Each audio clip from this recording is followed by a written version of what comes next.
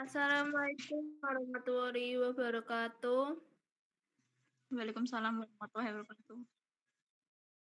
Selamat pagi yang terhormat Ibu Jamrut Miraderima, SE, MSI, dan teman-teman. Perkenalkan, nama saya Leoni Tito Wijaya yang akan bertugas sebagai moderator dalam diskusi materi memahami strategi.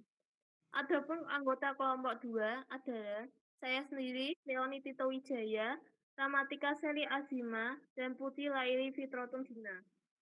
Selanjutnya, penyampaian materi pertama, strategi. Pengertian strategi. Sistem pengendalian manajemen merupakan alat untuk menginventarisasikan strategi. Tiap organisasi memiliki strategi yang berbeda-beda, dan pengendalian harus disesuaikan dengan syarat strategi spesifik. Strategi yang berbeda memerlukan prioritas tugas berbeda, faktor penentu keberhasilan berbeda, dan keterampilan, perspektif, dan perilaku yang berbeda pula. Oleh karena itu, yang seharusnya diperhatikan dalam desain sistem pengendalian adalah apakah perilaku yang didorong oleh sistem tersebut merupakan perilaku yang diperlukan oleh suatu strategi. Pengertian profitabilitas. Profitabilitas atau ROI terdiri atas persentase profit margin dan investment turnover.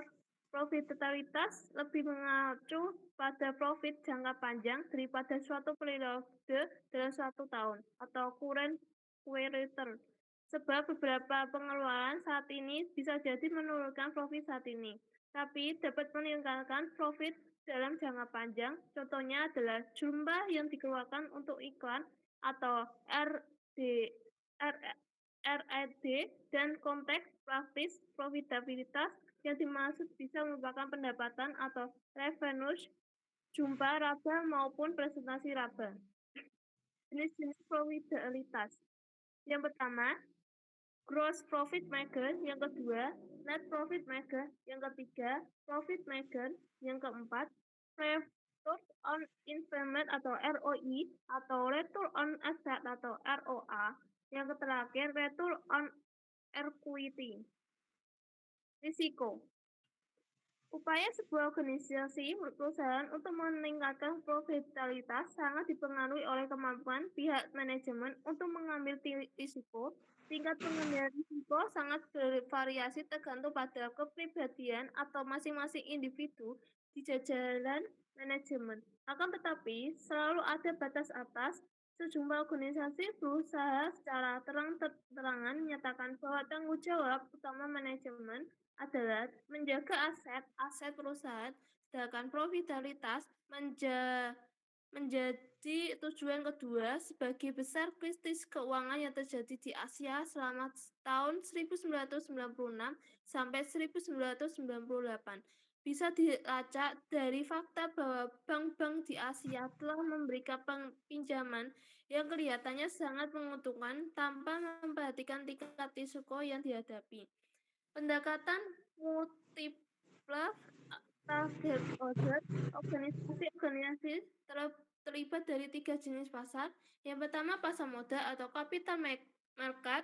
Yang kedua, pasar produk atau product market. Yang ketiga, pasar faktor market. Selanjutnya akan disampaikan oleh rekan saya. Selanjutnya yaitu jenis-jenis risiko bisnis. Yang pertama yaitu risiko strategi, yang kedua risiko kepatuhan, yang ketiga risiko operasional, yang keempat risiko finansial, dan yang kelima risiko reputasional. Yaitu berikut ada konsep strategi. Walaupun definisi berbeda satu sama lain, ada kesepakatan umum bahwa strategi mendeskripsikan arah umum yang akan dituju suatu organisasi untuk mencapai tujuannya. Strategi dapat ditemukan pada 2 tingkatan, yaitu yang pertama, strategi untuk organisasi keseluruhan, dan yang kedua, strategi untuk unit bisnis dalam organisasi. Sekitar 85% perusahaan industri Fortune 500 di Amerika Serikat memiliki lebih dari 1 unit bisnis dan sebagai akibatnya merumuskan strategi pada kedua tingkatan. Selanjutnya yaitu ada tingkatan strategi, isu strategi kunci, opsi strategi genetik, dan yang terakhir tingkatan organisasi primer yang terlibat. Terus tingkatan strategi yaitu yang pertama ada corporate level yang kedua ada korporat atau organisasi keseluruhan. Isu strategi kunci. Yang pertama yaitu apakah tidak ada dalam bauran industri yang tepat. Yang kedua, apa industri yang sub-industri yang harus kita masuk. Yang ketiga, opsi strategi genetik yaitu yang pertama industri tunggal diverifikasi yang berhubungan. Yang kedua, diverifikasi yang tidak berhubungan. Yang keempat, tingkatan organisasi primer yang terlibat yaitu kantor korporat. Selanjutnya ada tingkatan strategi bisnis unit level atau tingkat unit bisnis. Yang kedua ada isu strategi kunci yang terdiri yaitu yang pertama, apakah yang seharusnya terjadi misi dari unit bisnis tersebut. Yang kedua, bagaimana unit bisnis untuk bersaing mewujudkan misinya. Yang ketiga yaitu ada opsi strategi genetik. Yang pertama, membangun, mempertahankan, memanen, menjual, dan yang kedua yaitu biaya rendah diferenisasi.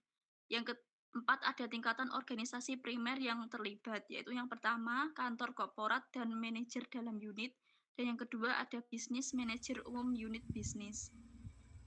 Selanjutnya akan dijelaskan oleh rekan saya. Yang ketiga, tingkat strategi secara umum. Tingkat strategi secara umum dibedakan menjadi 3, yaitu 1. Strategi korporat, yang kedua strategi bisnis, yang ketiga strategi fungsional. 1. Strategi level korporasi.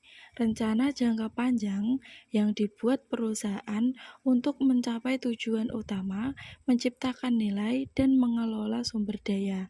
Strategi ini biasanya dibuat oleh level korporat atau kantor pusat. Jenis strategi korporat. Ada 3 arah strategi korporat, yaitu 1. Strategi pertumbuhan atau growth strategi. Bagaimana menggerakkan orang ke depan. Yang kedua, strategi stabilitas atau stability strategi. Bagaimana menjaga agar orang stabil. Yang ketiga, strategi pembaharuan atau renewal strategi. Bagaimana membalik kinerja orang yang cenderung menurun.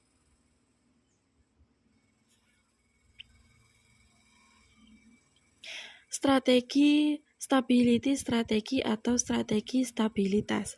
Strategi ini akan berhasil dalam jangka pendek terutama bagi perusahaan yang melayani ceruk pasar.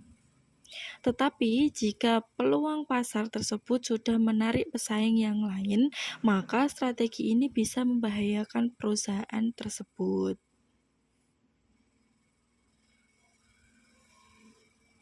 2. Strategi bisnis. Serangkaian tindakan dan keputusan yang diambil perusahaan untuk mencapai tujuan bisnisnya. Strategi bisnis juga dapat diartikan sebagai proses perusahaan untuk mendukung aktivitas bisnisnya agar mendapatkan peluang keuntungan. Strategi fungsional, strategi yang dibuat oleh perusahaan untuk masing-masing fungsi bisnisnya seperti keuangan, pemasaran, produksi, dan sumber daya manusia. Strategi ini bertujuan untuk mendukung strategi bisnis secara keseluruhan dan meningkatkan efektivitas operasi perusahaan. Demikian presentasi kelompok kami. Bagi moderator, saya meminta maaf atas kekurangan. Wassalamualaikum warahmatullahi wabarakatuh. Waalaikumsalam warahmatullahi wabarakatuh. Terima kasih.